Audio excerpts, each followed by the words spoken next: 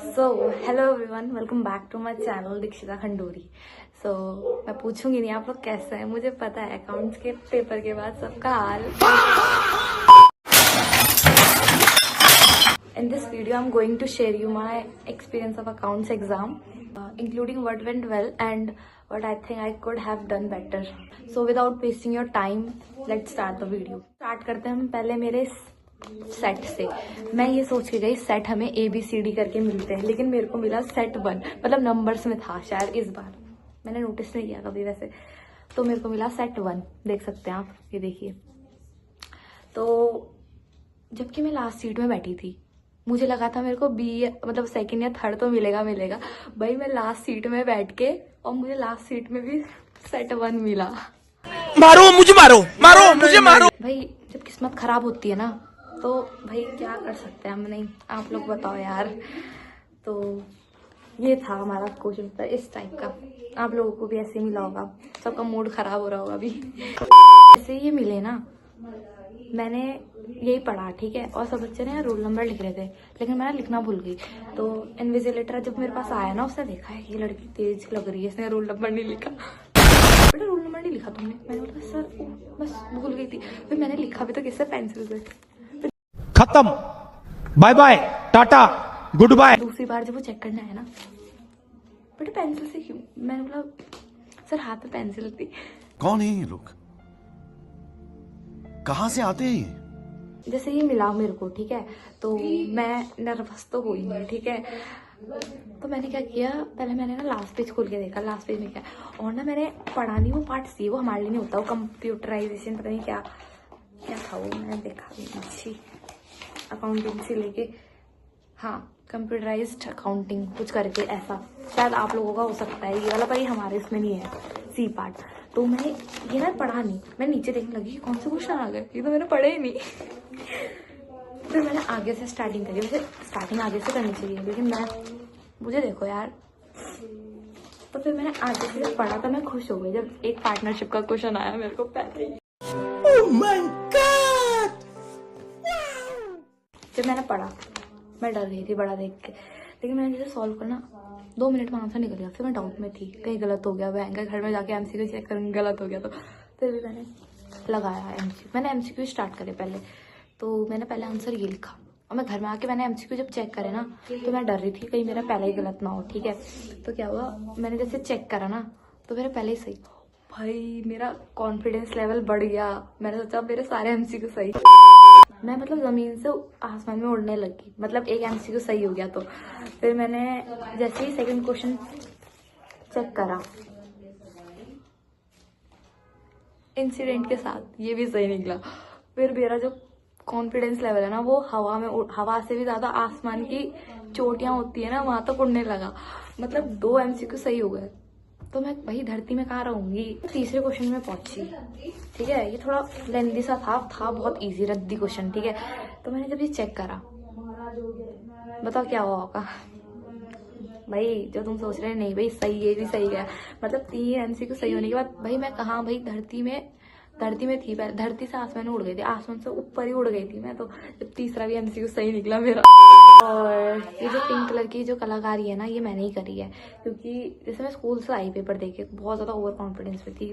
मेरा पेपर बहुत अच्छा गया, MCQ चेक करती हूँ, तो मैंने MCQ चेक करे। तो ये मैंने मार्किंग की अपनी तरफ से। मुझे पता है डिजिटली चेक होने वाला है इस बार, तो फिर भी मैंने मार्किंग की अपनी तरफ से भी। देखती हूँ कितने मार्क्स लेके आ रही बैठे बैठे। तो फिर मेरा चौथा MCQ भी क्या होना था, सही निकला। देखो भाई, मैं आसमान से उड़ के आसमान में ही थी, और कहीं जगह तो है नहीं उड़ने की।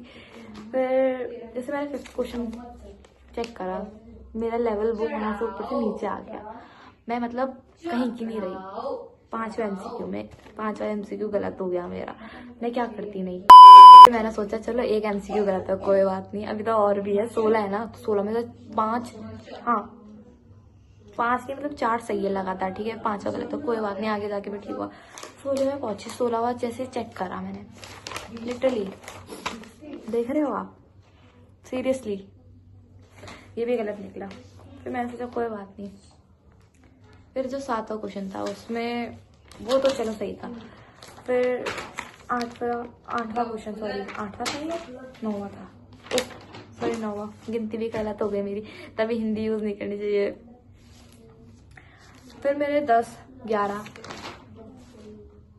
दोनों लगातार सही निकले। फिर मेरे को मेरा जो कॉन्फिडेंस है वो लो हो गया, 12वां जैसे ही गलत हुआ। इतना इजी, ये जो मेरे जितने भी MCQ गलत हुए ना, 3 गलत हुए, हाँ 3 और ये चौथा ही है, ये इतने इजी क्वेश्चन गलत हुए ना, इतनी माइनर मिस्टेक्स नहीं होती वो, जहाँ मेरे कॉन्सेप्ट क्लियर ही नहीं थे बिल्कुल भी, लिटरली। अब मैं क्या करती कि दुख नहीं होता जब average people when average people start studying with seriousness. फिर उसके बाद मेरा 14th, अब इंग्लिश शुरू करते हैं, क्योंकि हिंदी में क्या है ना कि मैं का लाडले, मैथ्स में हरा सकते हो, लेकिन इंग्लिश में डिसबिलीवेबल, डिसरिस्पेक्टेबल, डिस्पोजेबल।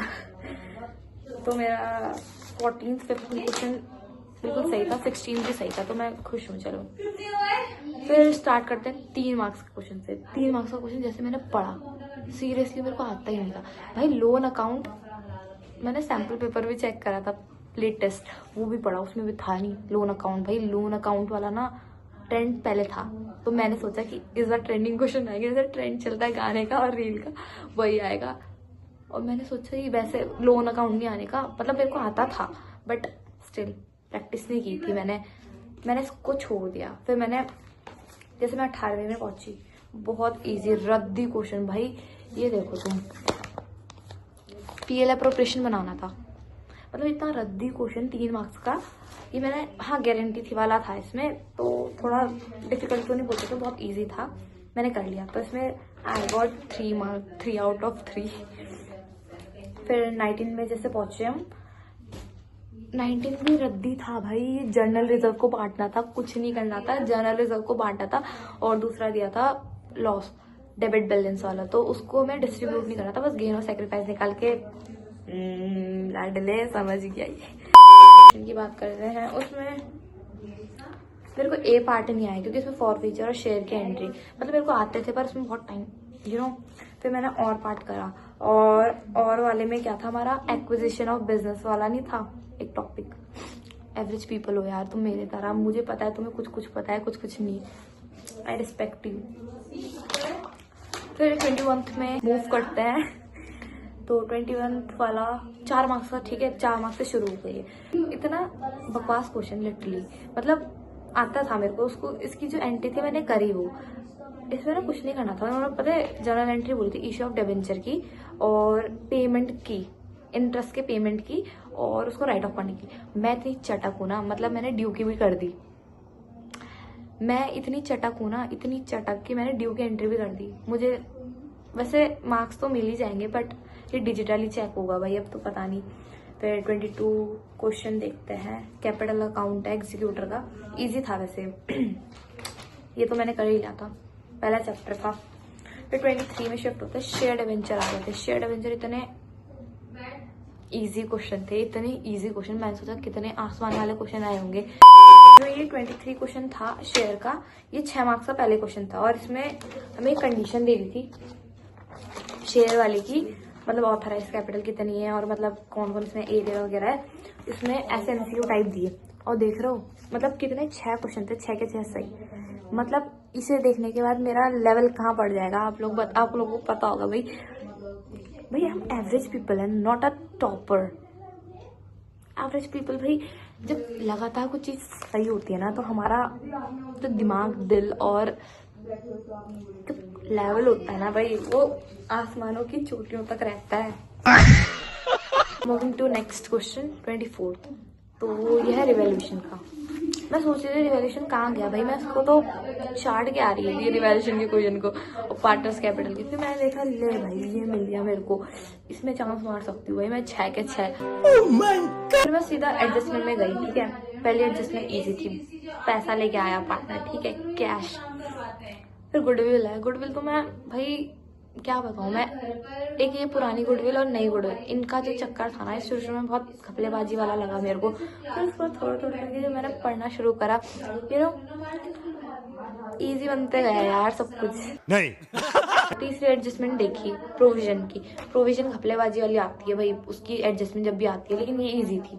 बस डेटर्स के लिए प्रोविजन बनाना था 10% का, फिर कुछ नहीं था। और पांचवी एडजस्टमेंट इतनी गंदी, जो कैपिटल एडजस्टमेंट वाला वो नहीं है केस, सेकंड नहीं फर्स्ट, जिसमें पूरे फर्म की कैपिटल निकालनी पड़ती है, फिर पार्टनर के कैपिटल से और उसके शेयर के रेसिप्रोकल से। ये मैंने कर लिया था काम, पर अब हमें नहीं पता मार्क्स मिलेंगे कि नहीं। मैंने अपनी तरफ से 1000 to 1000% दिया मैंने अपना।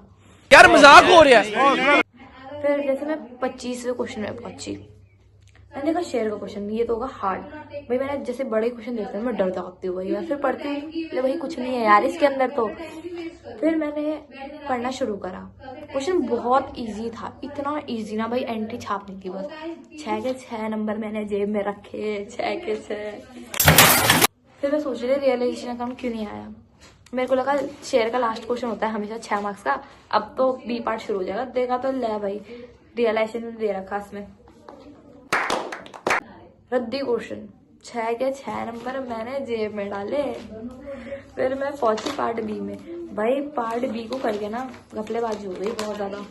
मतलब एक तो मैं रेशियो पढ़ के नहीं गई बिल्कुल भी, मेरे पे मतलब टाइम मैंने इसलिए नहीं पढ़ा क्योंकि जितना मैंने पढ़ रखा था मैं उसी को रिवाइज करी थी, प्रैक्टिस कर रही थी।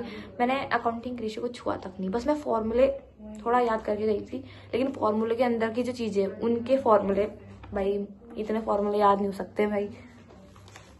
मेरा पहला एमसीक्यू गलत हो गया।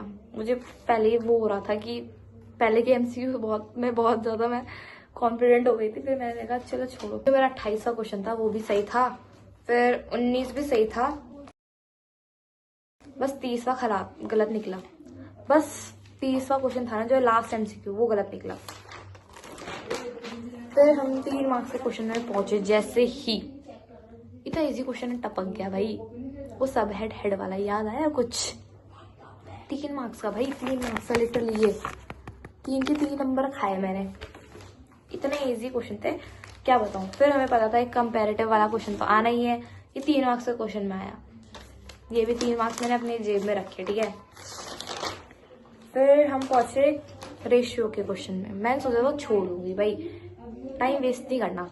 लेकिन मैंने जब देखा यार फॉर्मूला तो याद है मेरे को, और फॉर्मूलों की चीजें भी डायरेक्ट दे रखी, तो मैंने सोचा कर लेती। मैंने बी पार्ट देखा, मतलब बी और वाला, उसमें से सोचो मेरे 4 नंबर का रेशियो का, जो मैं पढ़ के नहीं गई थी, उसके लिए मेहनत भी नहीं की थी मैंने। सीरियसली मेरे 3.5 नंबर तो आ रही है। इससे बड़ी बात और क्या हो सकती है भाई। अब हम क्वेश्चन पेपर का लास्ट क्वेश्चन पे पहुंचते हैं, कैश फ्लो, जिसकी मैं इतनी प्रैक्टिस करके जा रही थी। मुझे देखो, मैं इतना, मेरा कॉन्फिडेंस लेवल ना हाई था इसको देख के। मैं इतनी ज्यादा, एक तो पैनिक तो नहीं हुई थी, चलो नर्वस हो रही थी। आधा घंटा बचा था, ठीक है, टाइम खत्म होने को। मैं इस पेज में पहुंची और मेरा 17वां क्वेश्चन छूटा था।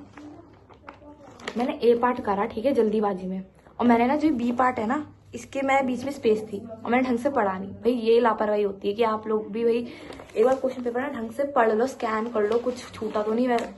मेरे चलो पेपर वापस से रीचेक करने के लिए तो इतना टाइम नहीं बचा, बट फिर भी जब क्वेश्चन कर रहे हो, मतलब क्वेश्चन को अच्छे से पढ़ लो, स्कैन कर लो, कुछ भी छूट जाता है भाई।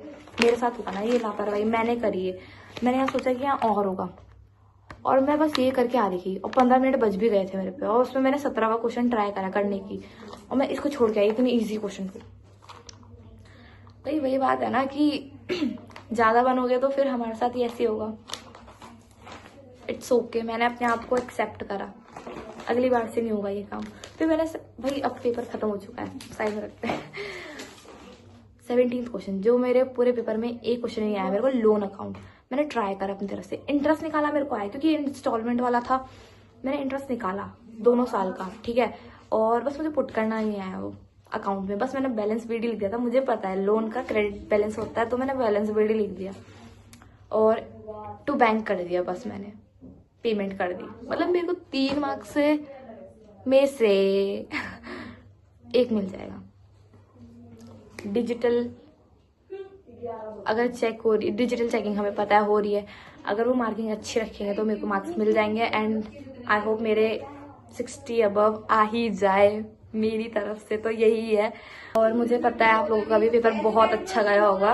अगर नहीं भी गया तो कोई बात नहीं भाई, ये एक पेपर हुआ अभी, मतलब इस पेपर को लेके तुम लोग मतलब जो जितने भी पेपर बचे हुए ना उसमें लापरवाही नहीं दिखा सकते। एक में कर दी, अभी आपके पास कितने 5 है, नहीं 5 ही 4 है, 4 पेपर और है ना, तो आप उसमें मेहनत दिखाओ, इसका बदला उनमें दिखाओ। इंग्लिश का पेपर है ना, इंग्लिश के पेपर को फाड़ के आओ भाई, निराश मत हो। लेकिन कोई बात नहीं, अकाउंट्स का पेपर था, इट्स ओके, अब हो गया तो हो गया। सीयूटी है, सीयूटी को क्रैक करना। एंड मेरी स्ट्रेटजी सुन के भी जाओ भाई। तो मैंने 2 दिन पहले ही, मतलब अकाउंट्स के पेपर के 2 दिन पहले मैंने अपना जो रिवीजन सेशन है ना वो कंप्लीट कर लिया था। फिर मैंने एक अरिहंत की बुक ली थी बहुत पहले, तो लेटेस्ट थी, उसमें सैम्पल पेपर भी थे, लेटेस्ट सैम्पल पेपर थे, 14 सैम्पल पेपर थे, ठीक है।